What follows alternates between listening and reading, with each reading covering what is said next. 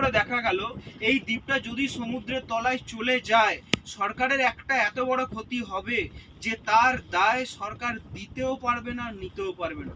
সেটা কিরকম? এই দ্বীপটা যদি সমুদ্রের তলায় চলে যায়, সমুদ্রের যে তাণ্ডব ঢেউ এই দ্বীপের পেছন পাশ আটকাচ্ছে বলেই আমাদের পাশের দ্বীপগুলো নিরাবিলে আছে, যেখানে বিপুল পরিমাণে বসতি আছে। তাহলে আগে এই দ্বীপটাকে বাঁচাতেই হবে, এটা একটা কারণ দেখালো বনমন্ত্রী। আর একটা কারণ হচ্ছে এই দ্বীপটা অলরেডি অনেকটাই নিচু। ওই যে পিছনের দ্বীপগুলো দেখছেন না, ওই পিছনের দ্বীপের থেকে এই দ্বীপটা অনেকটাই হাইটের নিচু। তো এখানে যদি ম্যানগ্রোভ গাছ কেটে কোনো প্রকার বসতি তৈরি হয়ে যায়, বুলবুল আমফান যশে আপনারা হয়তো শুনেছেন মৌসুমী বাগডাঙ্গা ডুবে গেছিল, শুনেছেন জল বাড়ার জন্য। তো এখানে যদি বসতি তৈরি হয়ে যায় ম্যানগ্রোভ গাছ কেটে, গ্লোবাল ওয়ার্মিং এর জন্য সমুদ্রের জলের একটা লেয়ার বাড়ছে। এটা কি আপনারা জানেন? প্রত্যেক বছর 1 সেন্টিমিটার জলের লেয়ার বাড়ছে। আচ্ছা, কোনো কারণে এখানে বসতি তৈরি হয়ে গেলে সমুদ্রের সাইক্লোনের কারণে যদি জলের লেয়ার বেড়ে যায়, এই বসতিকে সরকার প্রশাসন রেস্কিউ দিতে পারবে না। এটা গেল 2 নম্বর কারণ। 3 নম্বর কারণ হচ্ছে এই দ্বীপটা এমন ম্যাপের পশ্চিম পাশে আছে যে প্রত্যেকটা দেশে রাজ্যে যেভাবে যুদ্ধ গন্ডগোল মারাপিট চলছে, কোনো মাওবাদী বা উগ্রপন্থী এসে এখানে আশ্রয় নিয়ে আমাদের কলকাতা শহরে একটা জঙ্গি হানা আনতেই পারে। এই 3-4 রকম কারণ দর্শিয়ে বনমন্ত্রী 3 বছর কেস লড়ে সুপ্রিম কোর্ট থেকে ওনাকে হারিয়ে রায় নিয়ে এসছে কি এখানে যারা ম্যানগ্রোভ গাছ কাটতো এদেরকে উঠিয়ে দেওয়া হবে, আর এখান থেকে তুলে নিয়ে অন্য কোথাও পুনর্বাসন দিতে হবে এদেরকে। বুঝতে পারলেন? তো এই রায়টা যখন নিয়ে আসে, যে 3 বছর কেস লড়ে যখন ওনাকে মৎস্যমন্ত্রীকে যখন হারিয়ে দেয়, তখন কিন্তু মৎস্যমন্ত্রী একটা মান সম্মানের ব্যাপার এসে যায়, মানে প্রেস্টিজ ম্যাটার এসে যায়। বনমন্ত্রী আগেই বলেছিল যে দাদা আপোষে আমরা মীমাংসা করি, করলো না। যখন আইনের দিকে গেল তখন মৎস্যমন্ত্রী হেরে যায়। হেরে যাওয়ার পরে ওনার একটা রাগ হয়ে যায়। সেটা কি? যে সংবিধানের নিয়ম অনুযায়ী কারুর আইন কাম রুজি রোজগার বন্ধ করা যাবে না, তাকে এই বাস্তব থেকে তুলে দেওয়া যাবে না। সরকারিভাবে যদি একে ওঠাতেই হয় এদেরকে পুনর্বাসন দিতেই হবে। বুঝতে পারলেন? একজন বলছে এদেরকে না ওঠালে দ্বীপ বাঁচানো যাবে না, আর একজন বলছে ওঠাতেই হবে, উঠিয়ে পুনর্বাসন দিতেই হবে, পুনর্বাসন না দিলে ওঠানো যাবে না। তখন সরকার চিন্তাধারা করে দেখলো যে এই 2 মন্ত্রীর সম্মান বাঁচাতে গিয়ে সরকার বলল ঠিক আছে এদেরকে ওঠালেও পুনর্বাসন দেবই। এবারে পুনর্বাসন কোথায় দেবে? আমরা আসার সময় বলেছিলাম না কার্গিল সি বিচ, শুনেছেন? আমরা এডওয়ার্ড ক্রিক খাড়ি দিয়ে এলাম না, ওই খাড়িটার নাম ছিল এডওয়ার্ড ক্রিক। 70% লো টাইড হলে আমরা ওই খাড়ি দিয়ে বোট বেরিয়ে আসতে পারতো না, এতটা জল কমে গেছে।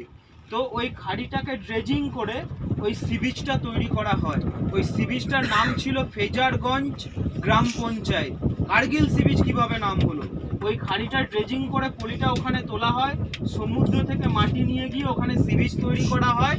এদেরকে এখান থেকে সরকার নিয়ে যাবে বলে কিন্তু এরা সাধারণ মানুষ, সহজে বললে ওঠেনি। এদেরকে পুলিশ প্রোডাকশন দিয়ে মারধর করে উঠিয়ে নিয়ে যাওয়ার জন্য হয়েছে 144। বুঝতে পারলেন? 2টো গ্রুপ ছিল, একটা আদিবাসী আর একটা জেলেরা। শুধুমাত্র যেই জেলেরা ম্যানগ্রোভ গাছ কাটতো ওদেরকে নিয়ে গিয়ে সরকার ওখানে পুনর্বাসন দেয়, ওরা নিজেরা জায়গা নেওয়ার জন্য মারাপিট গন্ডগোল লাগিয়ে দেয়।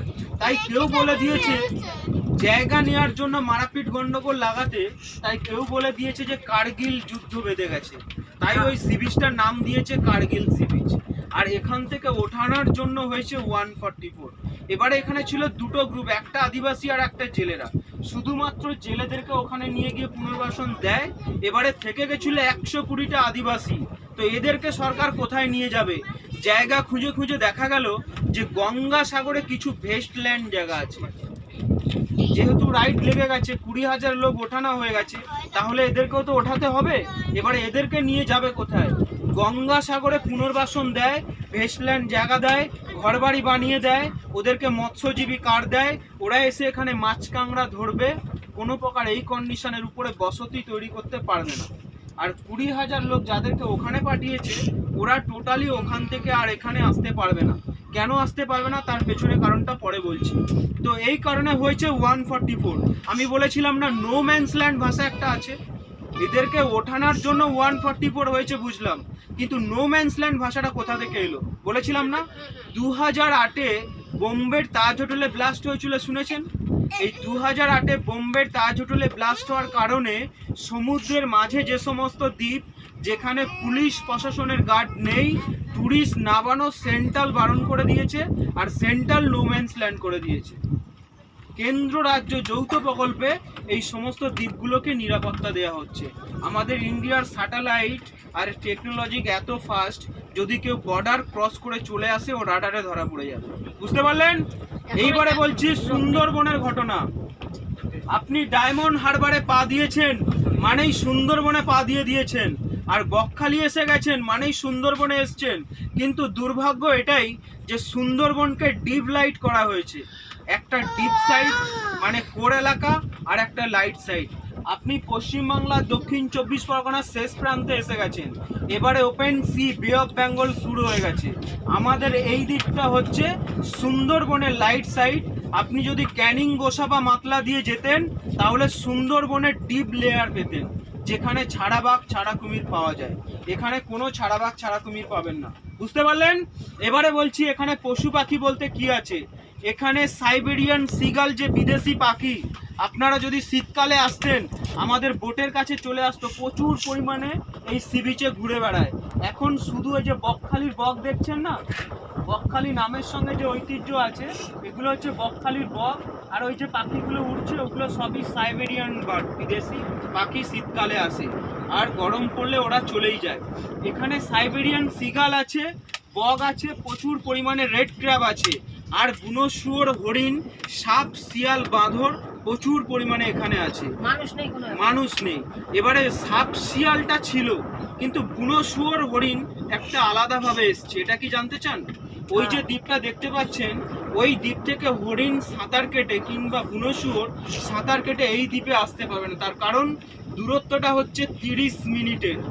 এই দূরত্বর জন্য আসতে পারবে না। আর একটা কারণ, সমুদ্রে হাই টাইড লো টাইড থাকে জানেন তো, ওই কারেন্টের জন্য অত দূর থেকে এখানে আসতে পারবে না। তো এলো কিভাবে?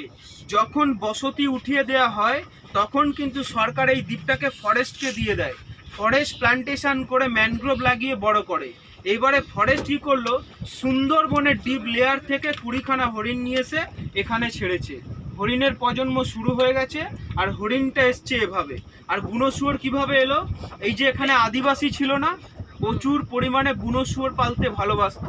যে সময়টায় মারধর করে উঠিয়ে দেয়, ওরা আর বুনো শুয়োর নিয়ে যেতে পারেনি। ফরেস্ট ডিপার্টমেন্ট বুনো শুয়োরগুলোকে বন্য পশু হিসাবে রেখে দেয়, বুঝতে পারলেন? এইবারে বলছি 20,000 লোক ওখানে যে পুনর্বাসন দিয়েছে কার্গিল সি বিচে, ওদের আসার এখানে কোনো রাইট নেই, কিন্তু 120টা আদিবাসীর আসার পারমিশন আছে। এটা কেন? 20,000 লোক কেন আসতে পারবে না, আদিবাসীরা কেন আসতে পারবে? এটা কি জানতে চান? তাহলে আমাকে ক্লাস 4-এর বইয়ের দিকে যেতে হবে। ক্লাস 4-এর বইয়ে একটা ভাষা লিখে গেছে যে বন থেকে বনের পশুকে তুলে নিয়ে এসে পোষা যায়, তার মন থেকে বন তুলে ফেলে দেওয়া যায় না। ওরা এসেছিল অ্যাকচুয়ালি ওপার বাংলা থেকে, মানে বাংলাদেশ থেকে। তৎকালীন সময় আমাদের সরকার থাকার ব্যবস্থা করে দেয়, রেশন কার্ড করে দেয়, কিন্তু মন থেকে বাংলাদেশকে ভুলে যায়নি। এখান থেকে শুটকি শুকিয়ে বাংলাদেশ কক্সবাজারে পাচার করত, আর বাংলাদেশ থেকে বিদেশি মাল নিয়ে এসে এখানে স্মাগলিং করত। সরকার বলছে ম্যানগ্রোভ গাছ কেটে অপরাধ করলো, আমাকে ট্যাক্স ফাঁকি দিয়ে শুটকি পাচার করলো, আবার ওখান থেকে বিদেশি মাল নিয়ে এসে স্মাগলিং করলো। উপরওয়ালা ছাড় দেয় কিন্তু কাউকে ছেড়ে দেয় না, তাই ওদেরকে একটা পানিশমেন্ট দিতেই হবে। যা ওখানে পুনর্বাসন দিয়েছে ওখান থেকে এখানে আসার আর পারমিশন নেই, এই কারণে, এই অপকর্ম করার কারণে। আর ওরা আসতে পারবে এই কারণে, যখন এখানে শুটকি শোকানো হয় ওরা ওই মৌসুমী আইল্যান্ড থেকে এসেছিল, আর যখন উঠিয়ে দেওয়া হয় ওরা আর গিয়ে ওখানে প্লেস পায়নি, ওদেরকে গঙ্গাসাগরে পুনর্বাসন দেয়। তাই ওরা সাধারণ এখানকার মানুষ বলেই আসার পারমিশন আছে, ওরা কোনো গন্ডগোল ঝামেলার মধ্যে ছিল না, বুঝতে পারলেন? এবারে বলছি লাস্ট কথাটা, 2008-এর আগে এই সি বিচে নামানো হতো। এই যে সি বিচটা দেখছেন না, 2008-এর আগে এই সি বিচে নামানো হতো।